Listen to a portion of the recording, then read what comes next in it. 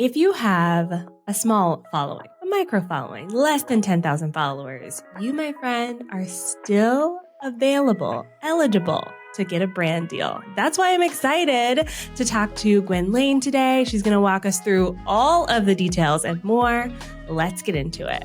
Before we get into it, this episode is sponsored by Riverside, which is the all-in-one podcasting tool we now use for our show. And y'all, they feel super luxurious. Riverside is the all-in-one podcasting and video platform that gives you studio quality recordings right inside your browser. And y'all, it's super intuitive and easy to use. Once your recording is done, you'll be able to automatically download separate audio and video tracks and edit it all within a few clicks. It's really very easy. So head over to Riverside and you'll get 15% off. That's 15% off using my code DREA, D-R-E-A, at checkout. But y'all, it's free to get started. So click the link in the show notes and get started today.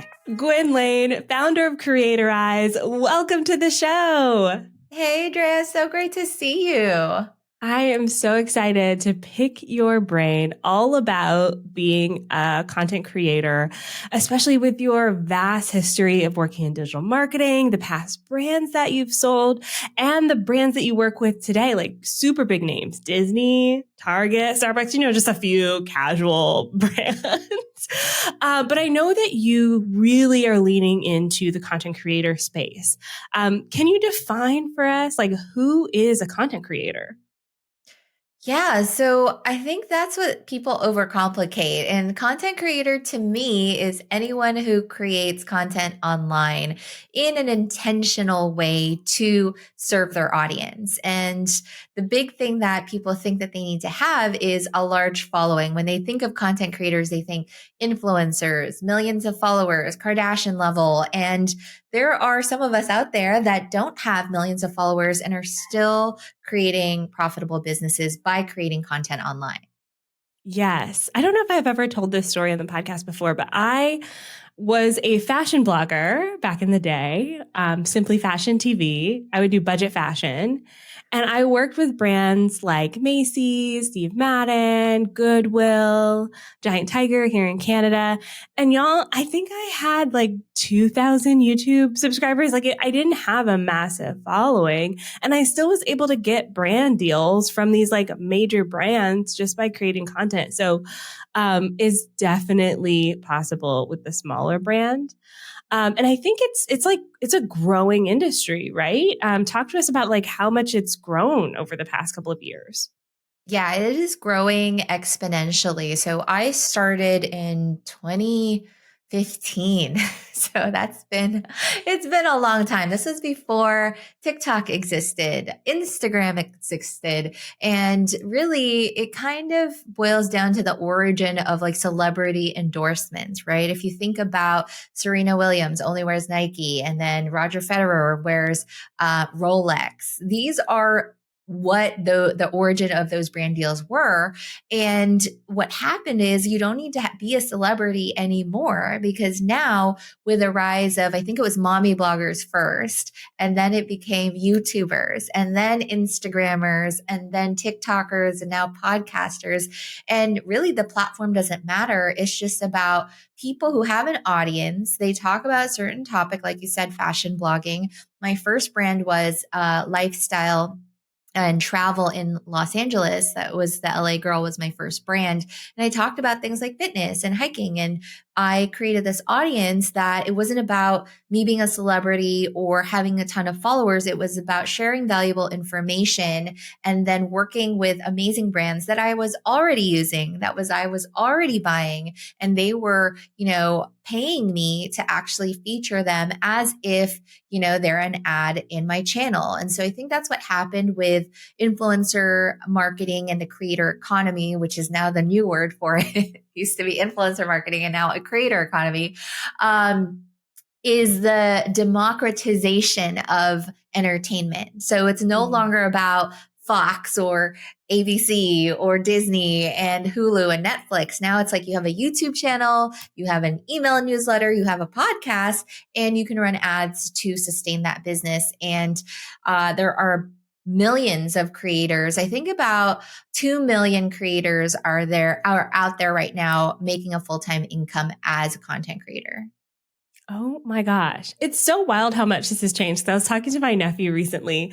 He's 11. What do you want to be when you grow up? I want to be a YouTuber. He's super into Minecraft. And that's it. He will watch people live streaming. He has his favorite creators. I don't even know who they are because I'm not in that space, but people legitimately have entire careers now creating content, just doing the things that they love, which is so wild to me. Yeah, that's the number one thing with that age, 9 to 12, is to be a YouTuber. And they follow a lot of these YouTubers. My stepdaughter, she's also a gamer. And so she follows all these people. I don't know who their names are. A lot of them don't even show their face. They're just live streaming and they're getting paid by, getting gifts, subscriptions. There's so many ways to monetize. And if it's something that you're really passionate about and that's something that you can consistently do, it's definitely possible for you, no matter how many followers you have. Okay. So a lot of the people listening to this podcast have a business already. They're usually a service provider. Maybe they have a couple digital products and they're listening to this episode because they're like, oh, I need to add some additional streams of revenue and creating content. They're already doing it. So how do they then start integrating, or what's kind of a first step to start integrating some of this style of content into what they're already doing so that they can attract the right brands? Yeah. And so for course creators, online business owners, I think they need to kind of shift their mindset into thinking about it as a media company as a whole. So for example, if you think of the big podcasters out there, like Mel Robbins, right? Or even Amy Porterfield, she does sponsorships. One of my friends, Ellen Yin, she does sponsorships as well. And she has a podcast. So you have to think about it as not an online business that just sells courses, but you've been growing your audience probably for years and you have all these assets, right? You have your podcast, your YouTube channel, your email list, your Instagram, your Facebook. You can literally list it out and see all the things where you can have ad placements, and thinking about it as a media business rather than just whatever it is you're thinking, online business, course creation business, whatever you want to call it. There's so many names, but thinking about it in that way where, are there partnerships that you want to do? So I've seen some amazing partnerships come through the online business space. I've seen one coach do one with Staples, one with Target. And if you think about it, we're already buying these supplies. We're already talking about it in our content. And so it becomes an aligned partnership that isn't just I'm doing this as, just an ad thing or a sales thing. But actually, I feel if you do it in the right way, it's something that you're already talking about. Your audience already knows you love it, and it's just an added revenue, like you said. And so the first thing that I would do is actually make a list of all the assets in your business. So what does that look like? And creating a media kit, similar to what you would do if you were trying to get featured in a press publication. But it's the same thing. It's how big is your list? How many podcast listeners you have? And not just the following, but also how much engagement are you getting? Because that's even more important to brands. Have you talked about the brands before? Maybe you've already talked about Target. Maybe you create content while you're at Target or the Target parking lot. I've seen that as well. And so if you're already thinking about that, those are possible partnerships. So number one, figure out all your assets, put it in one place. You can do a media kit template. I have one of those on my site as well. And then the second thing would be, think about what brands you're already talking about. And what I like to do is actually the head to toe method. So I like to go, okay, what do I use on my hair and my face? And what do I wear clothing wise? And what do I wear for pants, for shoes? And then go to your fridge, your car, your house, and start writing about all the brands that you already buy, that you are already a fan of, and that you already talked to your friends about, because those would be the most aligned partners for you to work with. Oh, I love this head to toe method. I love it so much because then it's easy to, talk about something that you're already using. And I think it could apply to so many different areas too, like head to toe. What are the tools you're using in your business? Like I think about this all the time with how much I refer people to Canva. I'm like, I should work with Canva, but I've just literally never asked. Yeah, exactly. And so in our case for online businesses, we use all these tools. And then when people ask us, what do you use? We're already sending them there, but we haven't set up the affiliate part, which is like another version or another layer on top of the brand partnerships, is also getting those referral fees through affiliate. So having the brand partnership as, something that is paid upfront, and also creating affiliate revenue, because those can also be a two-tier thing. And that's even more revenue for your business. Yeah, that's brilliant. Okay, I have homework to do now, y'all. I need to go through all of these brands that I use and recommend all the time. So once I make that list, how do I start a conversation with the brand? And this, I'll just be transparent for those of you listening too. I've worked with brands before. If you've listened to the podcast for a long time, we had a very long-term sponsor over 3 years working with them. They came to me though. So like anytime you hear a sponsor on the show up until this episode, they've all approached me. And now that I'm looking at, there's so much potential here. How do I start the conversation? I feel a little shy. Like, hi, can you give me money? Drea, that's just like, I always go back to dating, right? It's like, yes, we want to date, but we want them to show up. We want them to knock on the door and ask us out. Of course we would want that. But in reality, that's not usually how it works. So I like to think about it as like a job, right? If you want a job, what do? You apply. You apply to jobs. You go online. You probably go on LinkedIn to see who's on the team, maybe connect with them, see who's connected to the connection, to see if you could do like a warm introduction so it's not a cold pitch. So that's kind of how I think about conversing or like reaching out to a brand. And also I feel like with social media, it's become so much easier. There's actually this one guy on TikTok that he really wanted to work with his brand Champion. I don't know if you saw that, but what he did was he created content wearing Champion and tagging Champion in about like 100 posts. And he's like, day 30 of trying to get Champion to work with me. And it became a whole thing. And then people would start tagging Champion and it was like, you got to work with this guy. He's making creative content.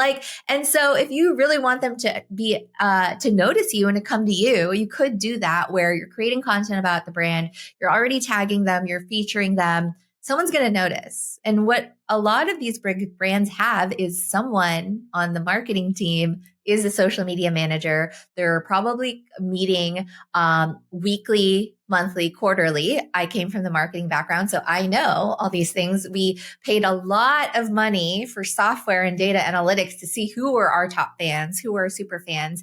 And once they see like, oh, there's this person, this content creator who's creating content about our brand, we are not working with them. It's not sponsored and they're trying to get our attention. Let's work with them. And so people on the marketing team are already looking for creators to work with. This is not a new thing. And if it is a new thing, then, even better, because they're going to be like, who is this person? And why don't they work for us? Or why aren't they paying them? And so that's the first thing you could do, is to attract the brand by creating content already, mentioning them already, tagging them already. Second, I always say engage with the brand. Like, make sure you're following them. This is one of the biggest mistakes that I see creators making, is that they say they want to work with a brand, but they're not following them. They're not engaging with them. And I'm like, okay, that is a red flag for the brand. Like, I always check when I was on the brand side looking for creators to work with, if they're even actually fans of the brand. A lot of campaigns, actually, if you've never posted about the brand before, they won't work with you because they really want to see that brand loyalty. I think TJ Maxx was one of those brands. So you want to make sure that when they do go to your profile after you're tagging and mentioning them, that you have talked about them, and it's not just like, that one and done. You're just trying to get that campaign. So that's the two things that I would do. And then the third thing would be to pitch to them. So if you think about, like I said, applying for a job, what are you going to do? You're going to look at who's applying and who's hiring and apply for the job. If you think about, if you want to get on a podcast and they don't know who you are, what are you going to do? You're going to pitch the podcast. If you want to get on Forbes or Business Insider or whatever, you're going to pitch the writers who are writing, and, keep an eye out on Twitter because a lot of journalists are there, and Threads now, to see who's writing stories and pitching your stories. And so I think that all of those things work. It just depends on timing, budget, what you say, how you present yourself. It really is all about the value of what you're showing and the content that you're creating. But it's all doable. And I know it can be nerve-wracking because nobody likes to be rejected. But I always say, like, even if it's not the right time for them, you are going to be top of mind, because in my marketing jobs, we always had campaigns every quarter. And so if maybe I already spent my money for a holiday, for example, now it'd be kind of too late. We're recording in November. It's a little too late for holiday campaigns, but it's not too late for New Year, New You or spring campaigns. And that's where you have to start thinking of yourself as, an ad sales executive, where you're going to have your list of potential clients, and you're going to follow up and make sure you're top of mind so that you can get those deals. Oh, this is so good. Okay, we're going to take a quick break. When we come back, I'm going to get a little bit nosy about this. We'll take a break first. It's our birthday.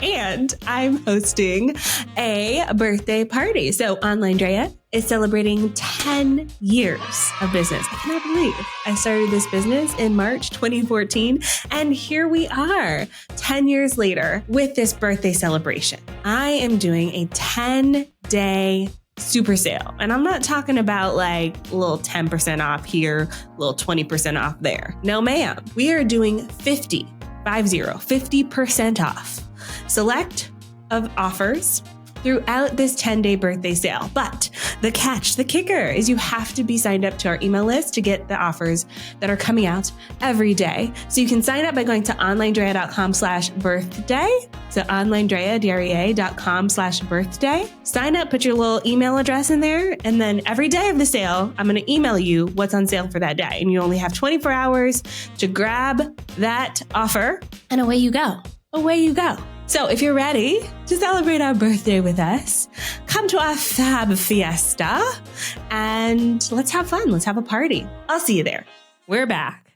So one of the things that often comes up in this conversation, especially with newer content creators, is the free gift, right? Like, brands are so willing sometimes to give you something for free. I'll give you the free subscription. Let me send you some swag. Let me send you a sample. How do we get out of the cycle of like the free stuff and move into like, oh, well, actually, I'm charging for this now?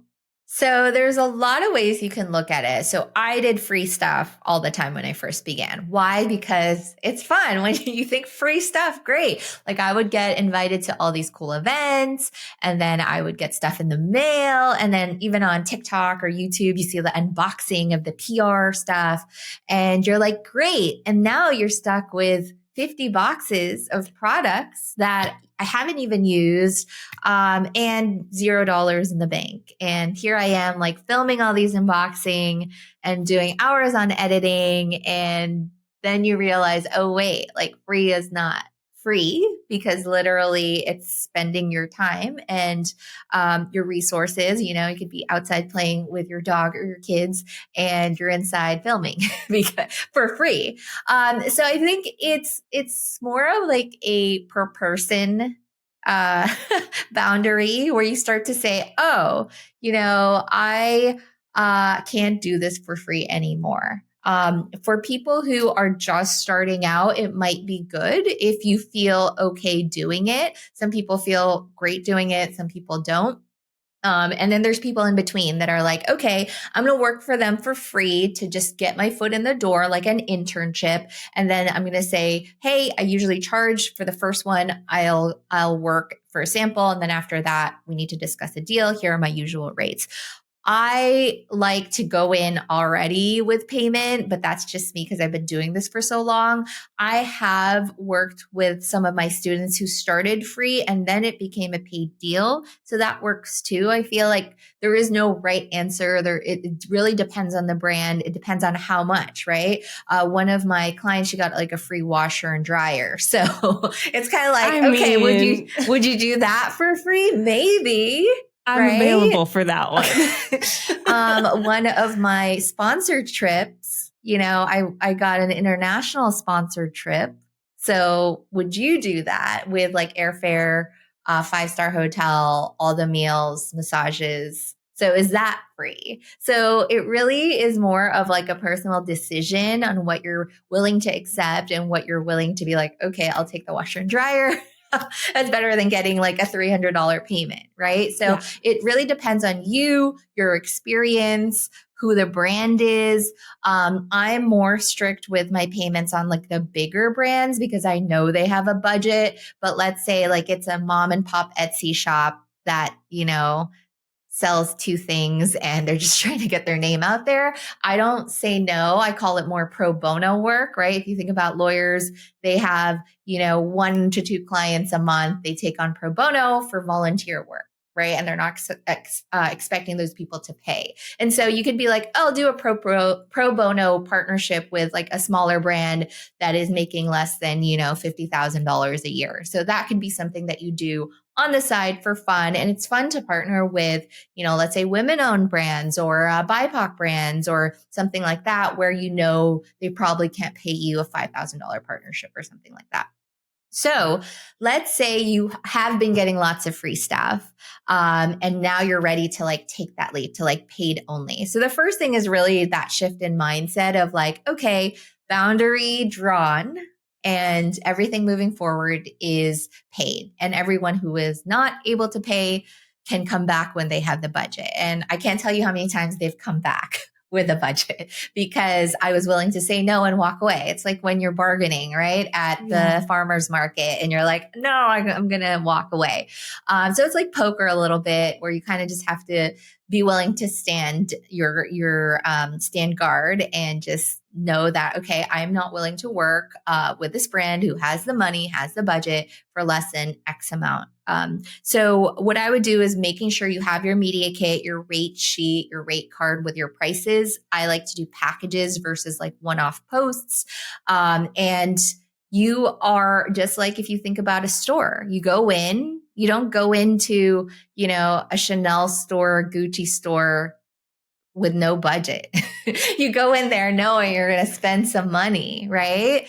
And in the car dealership, maybe you can negotiate and stuff like that, but there is money to be exchanged. And so you have to go through in it and be in it as this is a business transaction. I'm providing you services, just like we can't ask the plumber to clean our toilets for free and, the lawn guys to mow the lawns for free. They can expect us to provide our services for free. And you just have to make sure you stand by those boundaries.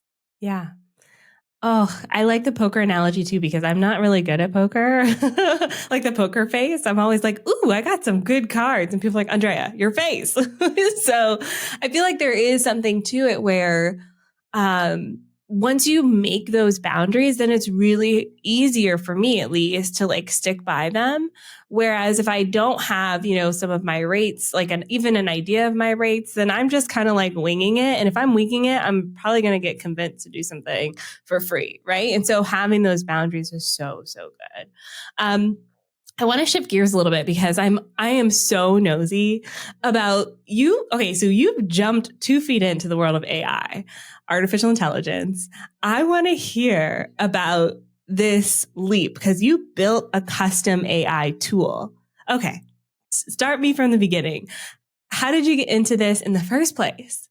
So my husband is a software developer and he helps me part-time in the online course business. And so he's been helping me. He does all the tech. He's been doing this in our business since we started. And then when AI was coming out, we were like, hey, we should do something to help creators. And there's a specific format that I like to create content that I think, with my content frameworks, we built our own tool and we call it CREATORIZE AI.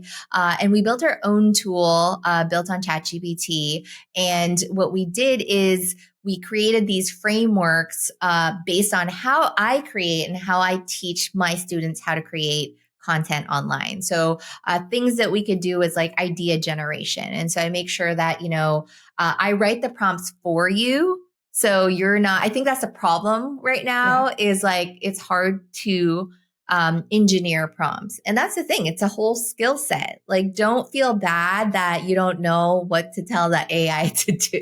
Yeah. Because it's kind of like, oh, an assistant shows up in your door and you're like, what do? I don't know. Maybe clean my closet, but wait, don't touch these and you're like confused and overwhelmed. It's like the people who clean before the cleaning crew comes. You're like, I'm not organized, but I would love a cleaning person, but they can't do, it's like a whole, then you get overwhelmed and you're like, no, I'm not going to hire anyone. I'll just do it myself. And then you don't do it. And then the house is a mess, right? I think everyone can relate to some sort of anxiety and nervousness on that. And so what we did is we took out the prompts outside of the equation. And so what we did is we created a tool where you'd be like, okay, what do you need? Do you need ideas? Do you need emails written? Do you need social media captions? Do you need video outline, blog outline? So those are kind of the fourth big things that we have. And also we have a partnership pitch as well.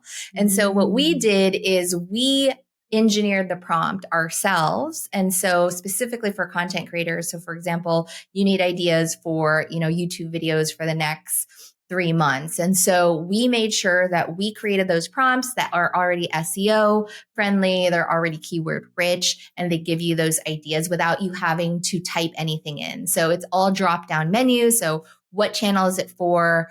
What kind of ideas do you need? And it's the same with a partnership pitch is which brand do you want to do? What do you want to say? Who's your audience? And it writes a whole pitch for you. And so, yeah, we're really excited about it. Our students are using it right now in the Creator Club, and it makes things so much easier because you don't have to think about all the things that go into a prompt. Instead, we did all of that work for you. That's amazing. I mean, it's right. Like when you go to ChatGPT, sometimes you ask it a question and it gives you something and you're like, ugh, that's not helpful at all. Yeah, it sounds so generic. Like, for example, our email tool, if you just went to ChatGPT, you'd be like, write me an email about social media. And like, that's like, so generic. It's going to give you some stuff that you would be embarrassed to post. But in our case, it's like, what kind of email is it? Is it an attraction email? Is it an educational email? Is it a conversion promotional email? So you could just pick which one. And then do you want it to be short, medium, or long? And then what's the email about? Are there any dates do you want to put in? And so like we are the ones that are already like gathering that information for you. So you don't have to be like looking at that blinking cursor for an hour. Right? Yeah. And so this is in the Creator Club, Yes. which is your membership. So talk to me a little bit about like the Creator Club. What is it? So it is our membership for content creators and entrepreneurs. We have a lot of business owners in there as well. And it's basically access to all my courses that I have done in many years. So we have a lot of content courses in there. We have Content 365, which helps them come up with content ideas for the whole year. We have my Reels course in there, as well as some Instagram courses. And really you get access to group group coaching with me, group coaching calls, and monthly planning sessions, as well as the AI tool. So it's an affordable way to get started as a content creator, or if you're already been doing content creation, it helps with the templates, the media kit, the rate card, the partnership packages. And if you are planning to launch a digital product, we have resources in there as well. Yeah. Okay. So with all of this, like the AI and even the templates, one of the big questions that a lot of people are having right now is like, how do we continue to have like the human element? You know what I mean? Like a lot of the reason that we like following people on social media, our favorite content creators, is because like we feel like we know them. You know, we feel this personal connection to them. And if they say go buy this washer and dryer, well, we're going to look at the washer and dryer, right? So in this world of AI, what are some of the conversations you're having with your students about, you know, still having humanity involved in the process? Yeah. So if you look at my content, and I think we're following each other on social media, but most of my stuff is all AI, but it's me. So I think that AI is just the bare bones of it, right? Like you think about like packaging, like when you buy something, the packaging, it's the same box. Everyone has the same box. Maybe it's different colors, maybe there's a bow, but inside it's all different and you get to choose what you put into it. And so the thing that's doing really well right now on Reels and TikTok is relatable content, and it's all relating to me. So I think yesterday's post that I posted on Instagram was all about me and all my simple pleasures. And it was all about, you know, going outside and having puppy time, and like I'm on a bingo date with my husband. And so even though I used AI to come up with the idea and the caption for that, the meat of it is me. The essence of it is me. Like, yes, we can all talk about going on bingo date with my husband, but with our husbands or partners, but you know, that's what I just did recently and I wanted to share it. And so I think that I know you have a B-roll course where, you know, you're using you and your face. And I still use a lot of my face.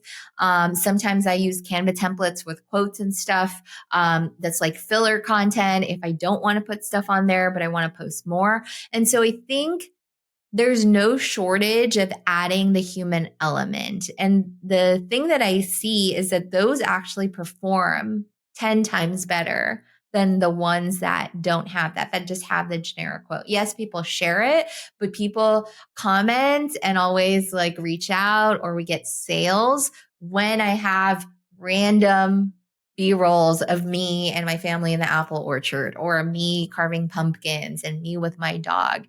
And so I think that there's ways to humanize AI, and you should, because I feel like, again, it will all be the same, right? It's all just going to be the same thing over and over again, and people are tired of that.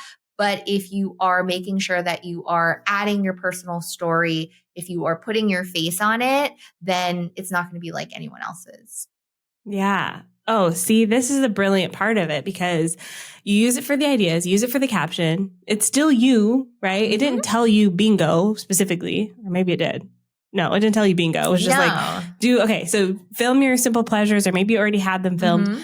See, this is the piece that I think people are missing with AI, is that they feel like it could do everything. And that's not what it's made for. It's just a tool to help us create better content faster. Right. And so I love how you do that. And yeah, I totally see a use case of combining it with lots of B-roll. I mean, that's great.